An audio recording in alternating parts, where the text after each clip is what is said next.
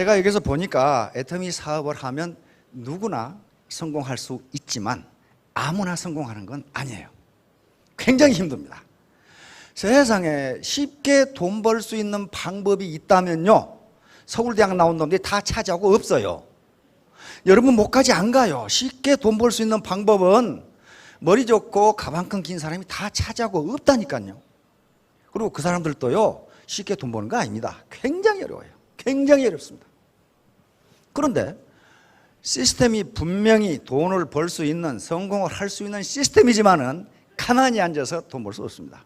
세상에 공짜는 없어요. 그런데 세상에는 남에게 꿈을 주고 사는 사람들도 있지만은 남의 꿈을 뺏고 사는 사람들이 있어요. 남의 꿈을 뺏고 살면 잘 될 것 같은데요, 처음에는 잘 돼요. 잘 되는데 나중에 패가망신해요. 남의 꿈을 뺏고 살아가지고 잘 되는 사람을 한 사람도 본 적이 없어요. 혹시 본 사람 있으면 저한테 소개 좀 해주세요. 그렇게 안 돼요. 자연법칙에 작용과 반작용의 법칙이라는 게 있습니다. 작용을 하면 반작용이 있어요. 근데 그 작용과 반작용의 크기가 같습니다. 똑같아요. 예를 들면 내가 기분이 나쁘다고 바위를 발로 걷어 찼어. 그럼 누가 아파요? 바위가 아파야지 왜 내가 아프냐 그 말이에요. 바위가 아파야지. 내가 바위를 걷어찬 것을 작용이라고 그럽니다. 액션이라고 그러거든요. 액션. 그런데 내가 발로 걷어차면은 바위도 똑같은 힘으로 나를 걷어찹니다. 그걸 리액션이라고 그런단 말이에요. 반작용. 리액션이라고 그런단 말이에요. 반작용. 그래서 이 두 힘은 크기가 똑같습니다. 그러니까 내가 누군가의 꿈을 뺏으면 누군가도 내 꿈을 똑같이 뺏어간다. 그런 말이에요. 정당한 방법, 정의로운 방법으로 성공하고 돈을 벌려고 해야지 편법이나 묘수를 쓰게 되면 절대로 그렇게 될 수가 없어요. 돈을 벌 수가 없어요. 자, 여기 이제 창조경제라고 하니까 창조가 뭐냐? 창조는요, 무에서 유를 만드는 게 아닙니다. 무에서 유를 만드는 것은요, 신밖에 할 수가 없어요. 다시 말하면 태양 아래 새 것은 없어요. 창조는 뭐냐 하면은 지금까지 있는 것인데 관련이 없다고 생각하는 것을 관련시키는 그것이 바로 창조예요. 다시 말하면 여기에 화장품하고 해모임이 있는데 여러분 생각해 봐요. 상식적으로 한국원자력연구원에서 화장품을 만든다. 말도 안 되는 소리잖아. 개풀 뜯어먹는 소리 아니에요. 아니 한국원자력연구원에서 원자탄이나 만들지 무슨 놈 화장품을 만들어. 아무 관련이 없는 것처럼 보이는데 관련을 시키는 걸 창조라고 얘기합니다. 그걸 창의성이라고 얘기해요. 아니 무슨 한국원자력연구원에서 한약을 만들어 해모임, 청궁, 당귀, 백작약 그렇잖아요. 청궁, 당귀, 백작약은 우리 조상들이 3000년간 먹어온 보약이에요. 그렇잖아요. 이 연구원들이 거기에 착안을 한 거예요. 우주 방호식품, 방사선 피폭이 많으면요, 오랜 시간 동안 피폭이 되면은 면역이 떨어져, 백혈구가 떨어지죠. 이런 문제에 봉착하기 때문에 어떻게 하면 면역을 올릴까라고 한국원자력연구원 연구원장님이 연구원한테 미션을 줬어. 그 면역을 좀 올리는 거야. 연구해 보라고. 여러분들이 그 과제를 받았다면 어떡하겠어요? 왜 나보고 그걸 만들라고 그래? 그럴 거 아니에요. 거기다가 밑도 끝도 없이 그 면역을 올리는 걸 한번 만들어 보라고. 그럼 어떻게 해야 되겠어요? 연구원 학자들이 뭘 생각했냐 하면은 혹시 우리 조상들이 수천 년간 보약이라고 먹어온 것 중에 그런 게 있지 않을까 그렇게 생각한 거예요. 이게 창조 경제란 말이에요. 원장님은 한약하고는 아무 관계도 없는 화학자예요. 그냥 장인순 박사님이라고 있죠. 한약은 몰라요. 그런데 이 양반은 뭘 가지고 한 거예요? 어떻게 하면 우리 직원들이 면역이 떨어지지 않도록 할 것인가 하는 인도주의적 견지에서 그렇게 한 거예요. 그렇죠? 그리고 연구원들한테 한번 연구해 보라 그랬으면 연구원들이 생각한 거예요. 그거 면역을 올려 뭘 어떻게 올리지?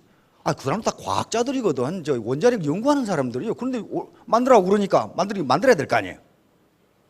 그러니까 거기서 그 착안을 한 거예요. 우리 조상들이 수천 년간 먹어온 보약 중에 그런 것이 있지 않을까. 그걸 찾아낸 게 사물탕이란 말이에요. 그게 창조경제란 말이에요. 관련이 없을 것 같은 것을 연결시켜서 어떤 신제품, 부가가치가 높은 신제품을 만들어내는 것, 그런 거란 말이에요. 그래서 창조경제는 지금까지 관련이 없다고 생각되는 것을 연결시키는 능력이 창의성이에요.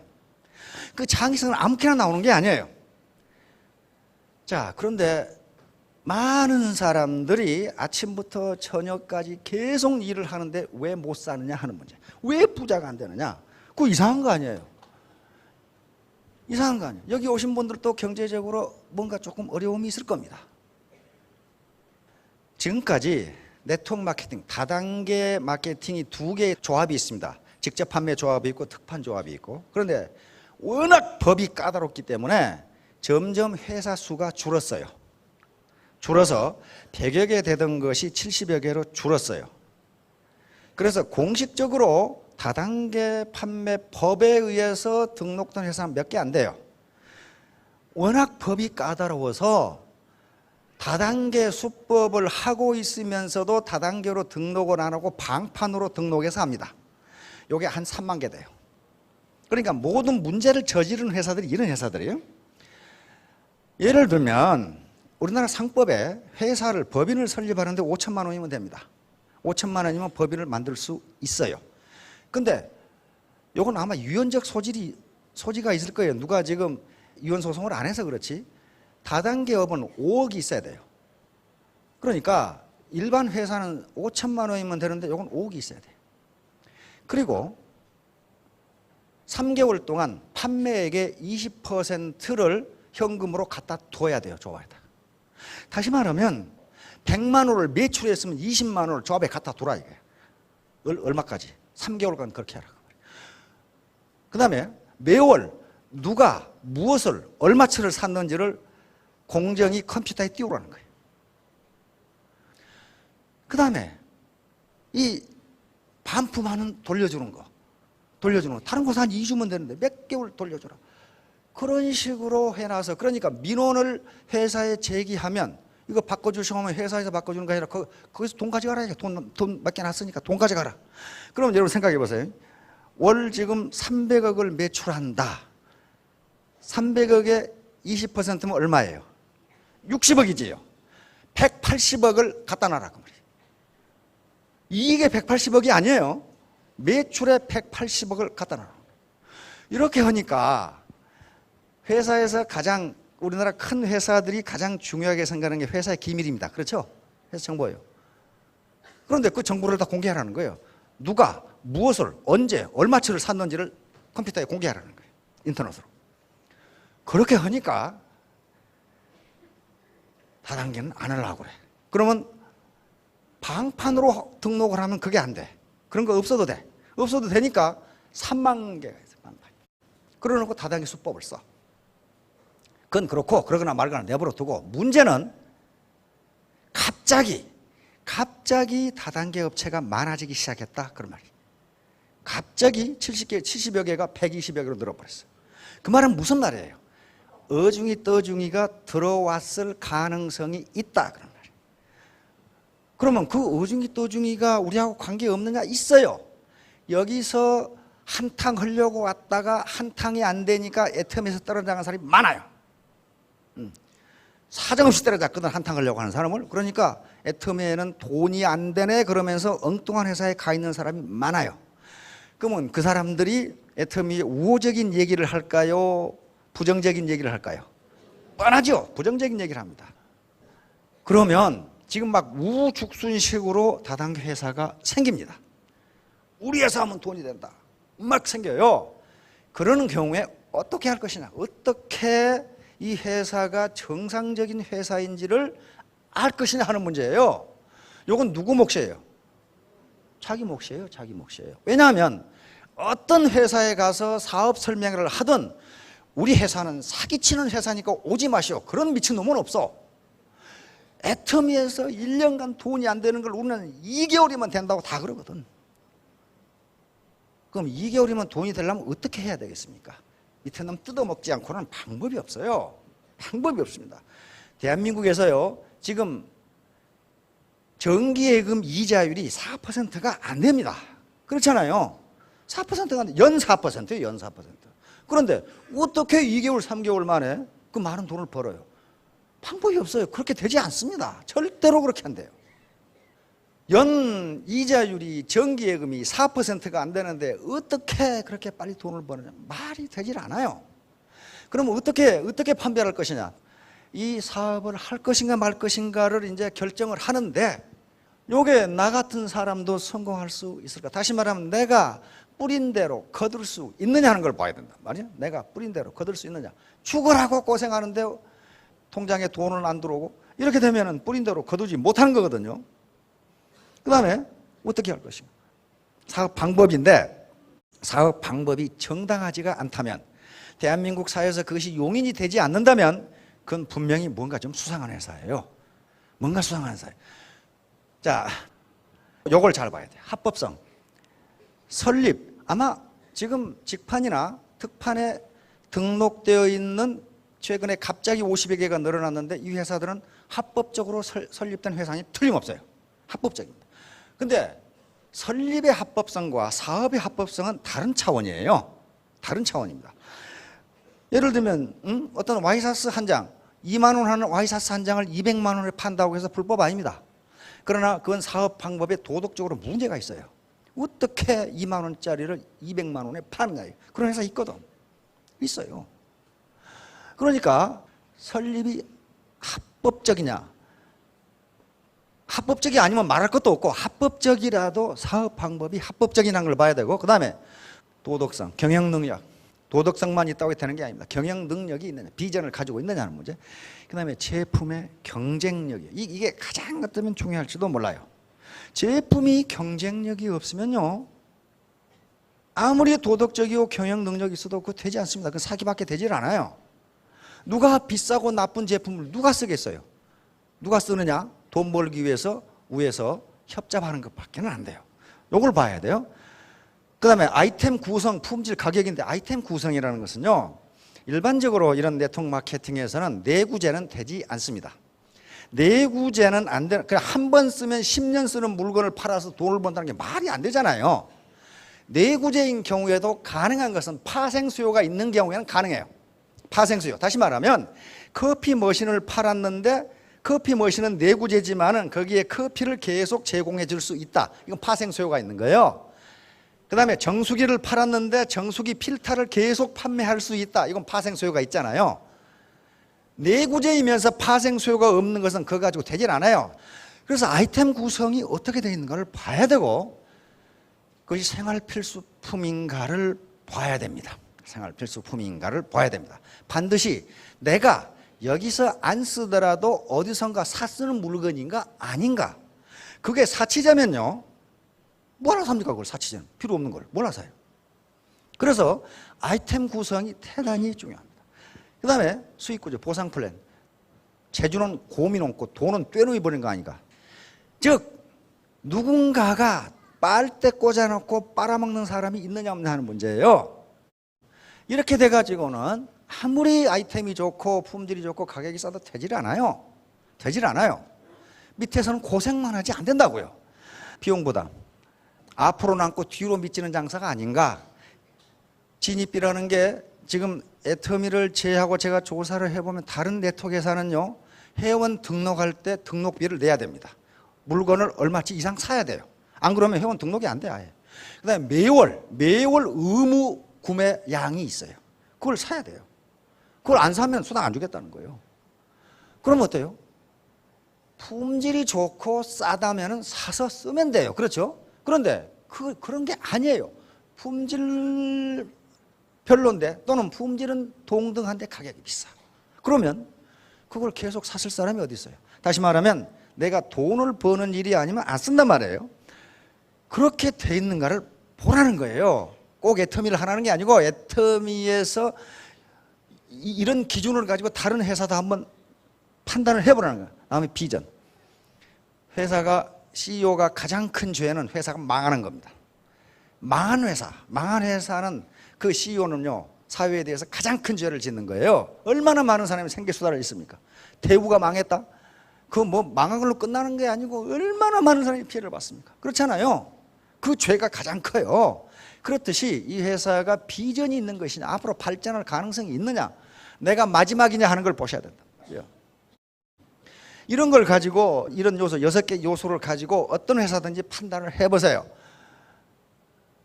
애터미는 이런 것이 없습니다 이렇게 이야기하지 않습니다. 다 갖추고 있습니다. 다른 회사를 가도 다 갖추고 있습니다 이렇게 얘기해. 그러면 판단은 누가 해야 돼요? 자신이 할 수밖에 없어요. 그것도 못하겠다면 그건 뭐 어쩔 수가 없어요. 그건. 자, 지금 이렇게 열심히 일하는데 왜 나는 경제적 자유를 얻지 못할까? 한마디로 말하면 자본 부족이에요. 자본 부족. 이 자본이라는 것이 없는 겁니다. 자본이라는 것이 없어요. 캐피탈이라고 그러는데요. 자본이라는 게 없어요. 자본을 여러 가지로 분류를 하는데 프랑스 사회학자 피에르 브루디에라고 하는 학자가 있어요. 이 사람이 자본을 분류하는 거이 사회 문제를 이해하는 데는 가장 좋더라고요. 피에르 브루디에라는 사람은 분류를 했는데 이게 사회 문제를 이해하기가 좋아요. 76만 개가 생기는데 그중에 몇 개가 망하냐고 그랬더니 74만 개가 망한답니다. 1년에 74만 개가 망해요. 2만 개는 성공했냐? 그것도 1년을 조금 버텼다 그 말이에요. 그러면 누가 돈 벌었어요? 간판 장사. 그렇죠. 간판 장사. 우리 본사협회도 계속 간판이 박혀. 횟집에다가 망해서 나가고 이불집에다가 이불집도 곧 망하겠더라고. 사람이 없어. 사람이. 미장원 했다 망하고 빵집 됐다가 망했다가 무슨 뭐 스파게티 했다가 그냥 간판만 계속 바뀌어. 안 돼요. 그럼 왜 안 되는가 하는 거예요. 왜 안 되는가? 뭐 안 되는 이유를 알아야 될까? 재수가 없어서? 재수 가지고 따지면 그건 안 돼요. 재수 가지고 따지면 평생 재수가 없어요. 그러니까 재수가 없어서 아니고 자본 부족이에요. 자본이 경제자본이라는 게 있습니다. 경제자본. 통상 우리가 얘기하는 자본, 이건 화폐 자본이에요. 화폐. 화폐란 말이에요. 화폐 자본인데, 그러니까 이것은 이런 것들이 시설이 전부 다 자본이라고 그럽니다. 그래서 요거 나중에 결국 화폐 가치로 환산이 되니까 화폐, 돈이라고 간단히 얘기합시다. 여기에 돈 100억 가진 분, 50억 가진 분이 여기 앉아 계실 리가 없어요, 지금. 그렇잖아요. 20억 가진 분은 계실란가? 사모님 20억 가지고 계시나요? 20억 가지고 계시다. 그런데 그게 유동자본이 아니고 고정자본으로 있을 가능성이 많아요. 시골에 땅 사러 가보면요. 우와, 나 시골 분들 나 그렇게 재벌인지를 몰랐어요. 그 평범한 밭인데 평당 80만 원이더라고. 3만 평이면 얼마입니까? 240억. 그런데 그분 주머니에는 빈털털이야. 아무것도 없어. 고정자본이 그렇다는 거지 유동자본이 없어요. 화폐자본이 없다고요. 그러면 요게 경제자본, 쉽게 말해서 현금화할 수 있는 화폐자본, 이거 주식이라든가 채권 다 마찬가지요. 금이나 이런 거 가지고 있으면 생산성이 올라요. 생산성이 오릅니다. 아이 100억 가지고 있으면 은행에 예금만 해도 4%여도 얼마입니까? 4억이잖아요. 그렇잖아요. 4억 가지면 좀 쓸만하지요. 그거 좀 부족합니까? 쓸만하잖아요. 이 화폐 자본이라는 걸 가지고 있으면 자기가 아무것도 하지 않아도 이 자본이 생산을 해준다고요. 그러잖아요. 주식 100억 가지고 있어봐요. 매년 배당금 나오잖아요. 배당금 나오고 주식 가격이 올라요. 그러면 자기가 맨날 골프만 쳐도 누가 생산성을 발휘해줘요? 자본이 생산성을 발휘해줘요. 이게 자본 시스템이.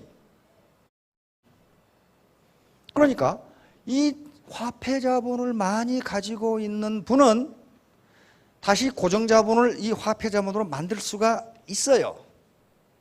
자, 그러면 두 번째, 자본이 여기서 끝나버린다면은 가난한 사람은 부자가 될 가능성이 거의 제로입니다. 없어요. 무슨 방법으로 부자가 돼? 구멍가게, 다시 말하면 자영업 76만 개, 74만 개 망하는 게 이것 때문에 망하는 거예요. 적어도 자기 돈으로 자기 자본으로 했다면 그렇게 망하지는 않을 거예요. 한 2년은 버틸 거예요. 그렇죠? 전부 다 대출해 가지고 했기 때문에 이자 감당이 안 되고, 그다음에 뭐 감당이 안 돼요? 가계세 감당이 안 돼. 그렇죠? 그 가계라는 고정자본이 자기 거라면은 망하지는 않아. 밥은 먹고 살아. 그렇죠? 밥은 먹고 살아요. 그런데 가계세 내고, 유틸리티, 전기라든가 수도세 내고, 인건비 내고, 그 다음에 돈 빌렸으면 돈 이자 나가고, 어떻게 감당을 해? 1년 버티기 힘들어요. 뭐 때문에? 화폐 자본이 없어서. 화폐 자본이 없어서. 그러면 화폐 자본이 없는 사람은 어떡하란 말인가? 평생 가난뱅이로 살라는 말인가 하는 문제가 생겨요. 그렇잖아요. 네, 여기 다행히 사회자본이라고 하는 자본이 있습니다. 사회자본, 소셜 캐피탈이라고 그러는데,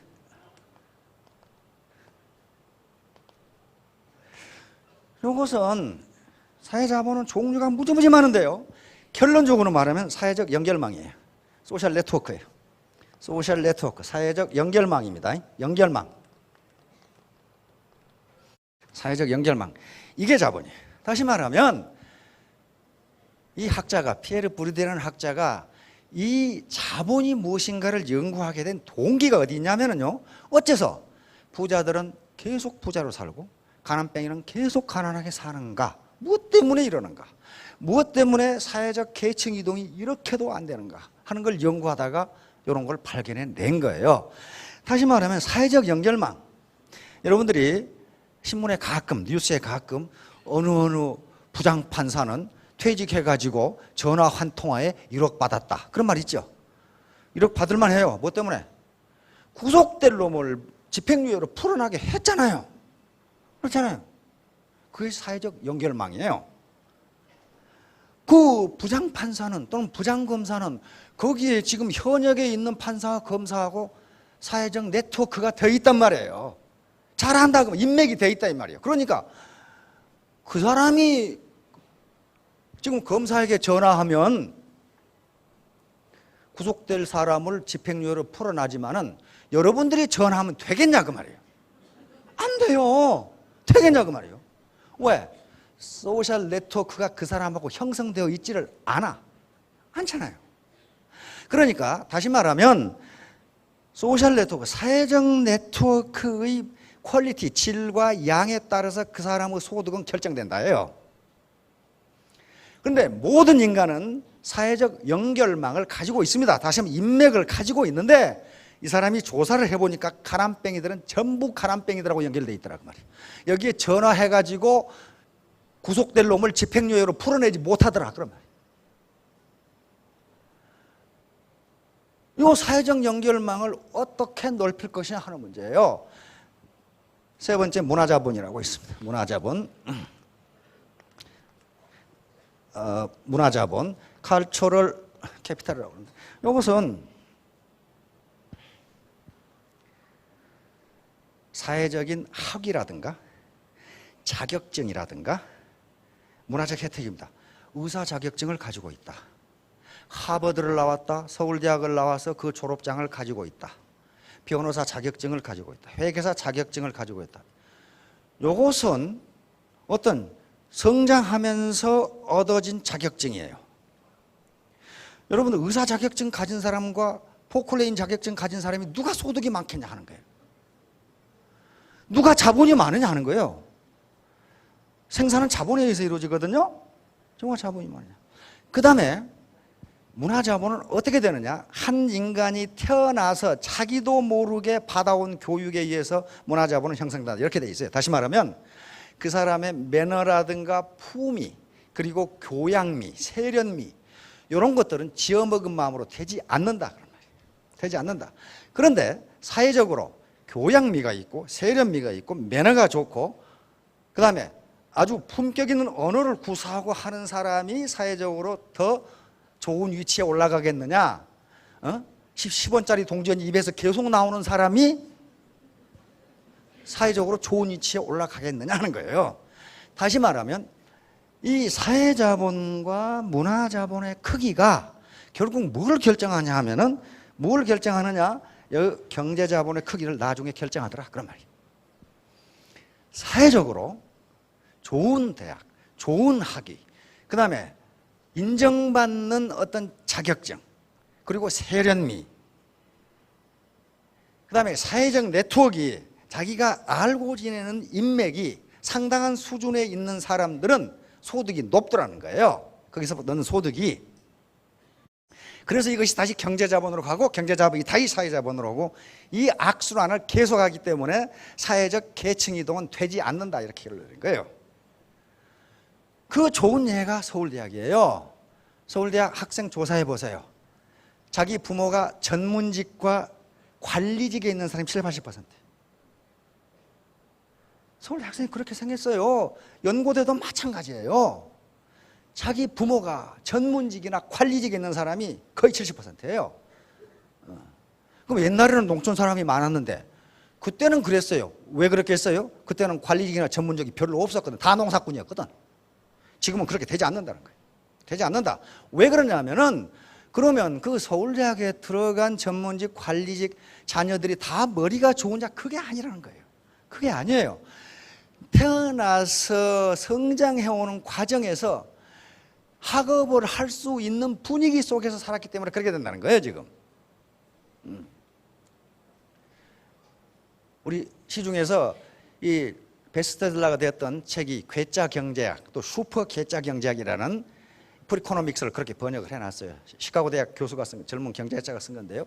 자녀의 성적과 부모하고 무슨 관계가 있는가를 통계학적으로 분석해 놓은 게 있어요.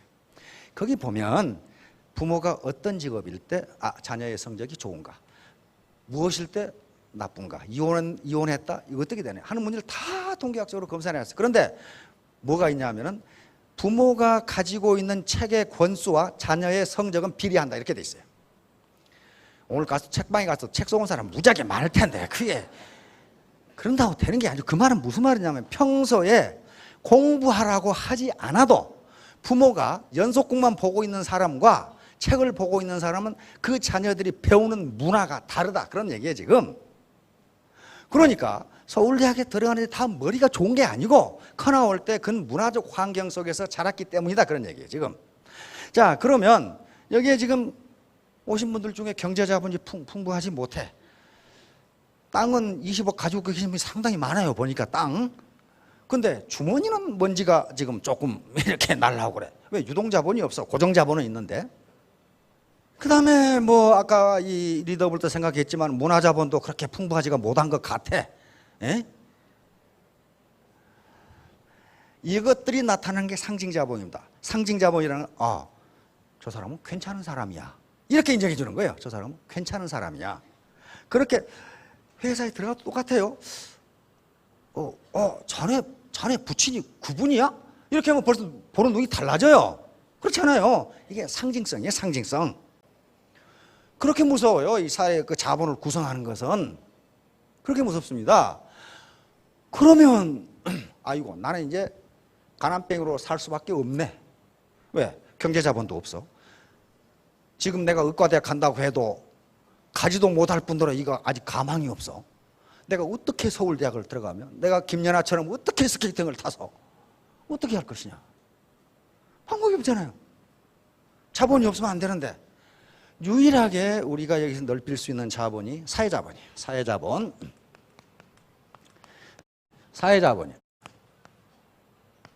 사회자본, 소셜 캐피탈입니다. 이건 사회 연결망이라고 그랬어요. 다행히 이 네트워크 사업은 사회적 연결망이에요. 네트워크라는 게 연결망이죠. 휴먼 네트워크란 말이에요. 네트워크. 사회적 연결망이기 때문에 이 연결망을 넓혀갈 수가 있어요. 스폰서와 파트너 관계로 이어지는 이 연결망 속에는요, 별의별 사람이 다 들어와요.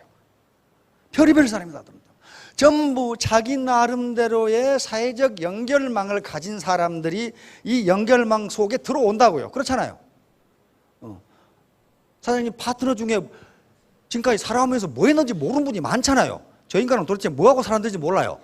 그러나 그 사람도 나름대로의 사회적 연결망을 가지고 있다고요. 그렇잖아요. 그게 전부 다 연결망 속으로 들어와서 하나의 네트워크를 형성하는 거예요. 이 자본이요, 이 사회자본.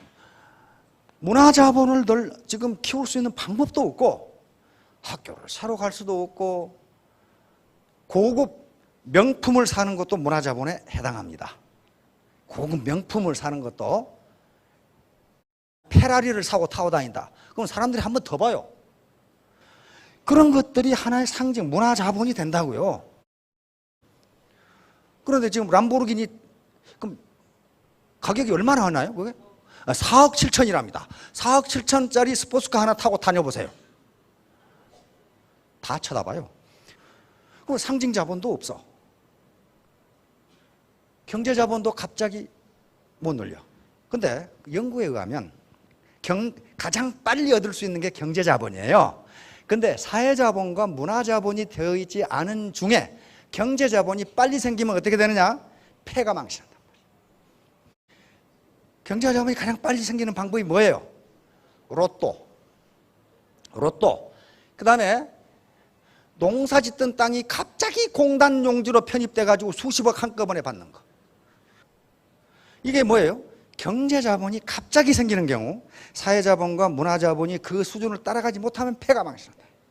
오죽 했으면 미국이나 우리나라에서도 로또가 연금성 로또가 나오죠. 한꺼번에 주니까 전부 술 퍼먹고 마약 퍼먹고 해가지고 도박하고 그래가지고 완전히 전부 다 폐가 망신하더라는 거예요. 그것은 그 자본을, 경제 자본을 컨트롤할 수 있는 문화 자본이, 다시 말하면 내 품위가 아직 없다는 거예요. 지금 뭐 다 그런 건 아니겠죠. 자, 그래서 사회 자본을 누릴 수 있는 유일한 방법이 지금으로서는 소셜 네트워크를 만드는 수밖에 없어요. 그런데 이 네트워크 속에 들어오면은 성공할 수 있는 분들이 보여요. 어떤 학자가 그래놨더라고. 상대방과 원수를 지는 아주 좋은 방법이 있다. 당신이 그 사람보다 똑똑하다는 걸 증명하면 된다. 그래놨더라고. 맞잖아요. 당신이 그 사람보다 똑똑하다는 걸 증명하면 그 사람하고 원수가 된다는 거예요. 그러나 당신이 그 사람에게 배우는 입장이 되면 그 사람은 당신의 친구가 된다. 그러니까 그런 캐리어를 가진 사람들, 많은 공직에서 많은 부활을 거느렸던 분들, 또는 보험회사라든가 어디 방판회사에서 많은 네트워크를 가졌던 분들이 성공할 수가 있는데 단 한 가지, 휴밀리티, 겸손. 겸손이라고 하는 자본, 이것도 사회자본입니다. 도덕성, 겸손, 규범, 신뢰 이런 것들이 사회자본 밑에 들어가서 이것이 네트워크를 형성하도록, 연결망을 형성하도록 돼 있어요. 예를 들면 부도덕하고 거짓말하고 교만한 사람이 소셜 네트워크가 커지겠냐 그 말이에요. 안 커지잖아요. 누가 그런 사람하고 친구하겠어? 맨날 거짓말하고 교만하고 지 말만 하고 남의 말 안 듣고 그런 사람은 소셜 네트워크가 커지질 않아요. 그러니까 소셜 네트워크가 자본인데 그 밑에 하위 개념이 많이 있습니다. 창조 경제가 나왔기 때문에 생각해 보세요. 76만 개의 자영업이 생겨서 74만 개가 망한다. 그 말은 무슨 말이냐 하면은 자기 자본을 축적하지 않고 이거 하면 잘 되려나 저거 하면 잘 되려나 그렇게 해가지고는 안 된다. 그럼 안 된다. 절대로 안 된다. 내가 지금 경제 자본은 돈이 없어서 하는 것이니까 저건 누릴 수 있는 방법이 없고 유일한 방법은 로또고, 그 다음에 문화 자본은 지금 내가 대학을 다닐 수도 없고 의과대에 갈 수도 없으면 문화 자본도 안 되고 오로지 가질 수 있는 것은 소셜 네트워크, 사회 자본밖에 없어요. 사회 자본은 뭘로 나타나느냐? 사회적 연결망으로 나타납니다. 그래서 연결망, 이걸 키우게 되면은 반드시 성공합니다. 그러나 어떤 요행에 의해서, 배팅이라든가 어떤 방법에 의해서 묘수를 써가지고 단시간 내에 돈을 벌겠다, 그런 방법은 대한민국에는 존재하지가 않아요. 절대로 그런 거 없습니다. 남의 꿈을 뺏고 살면은 당장 주머니가 채워지는 것 같은데 그 꿈은 누군가가 또 뺏어갑니다. 그러니까 서로 꿈을 주고 살면은 네트워크를 형성해가지고 모두 다 성공하실 수 있을 겁니다. 자, 모두 크게 성공하시기 바랍니다. 감사합니다.